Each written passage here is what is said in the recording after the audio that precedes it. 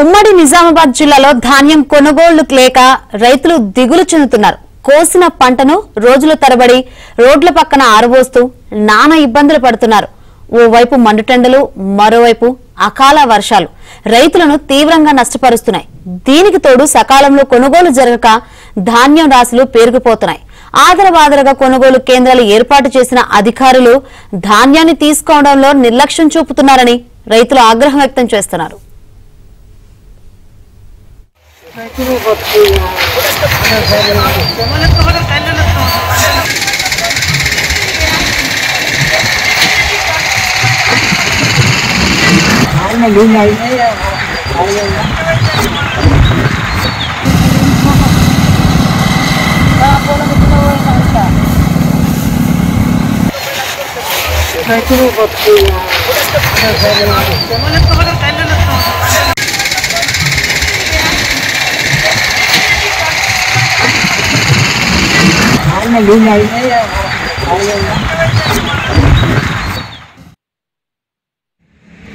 మాకు ఉన్నది 1 ఎకరం పొలము. అందులో ఒక అర్ధ బిగి కూడా మా చేతికి రాలేదు.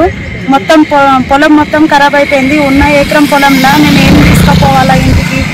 వర్షంతో పంట మొత్తం ఖరాబ్ అయిపోయింది. దీనికి పరిశీలించి మమ్మల్ని ఆదుకోగలరని ప్రభుత్వానికి అడుగుతున్నాము.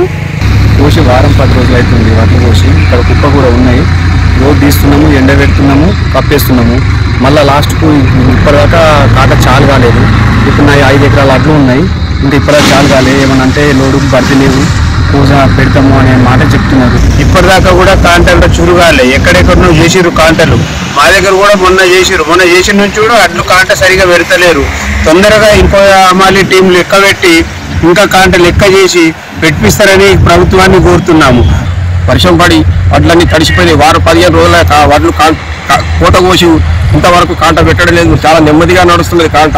వడ్లు తడిసిపోయి ఇప్పుడు 2-3 సార్లు కూడా ఎండబెట్టవలసి వస్తున్నది.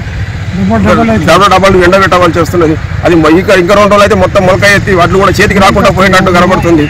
గవర్నమెంట్ తొందరగా అమాలిని ఎక్కువ పెంచి కాంటలు తొందరగా పెట్టించి మాకు రైతులను ఆదుకోవాలని మేము కోరుచున్నాం.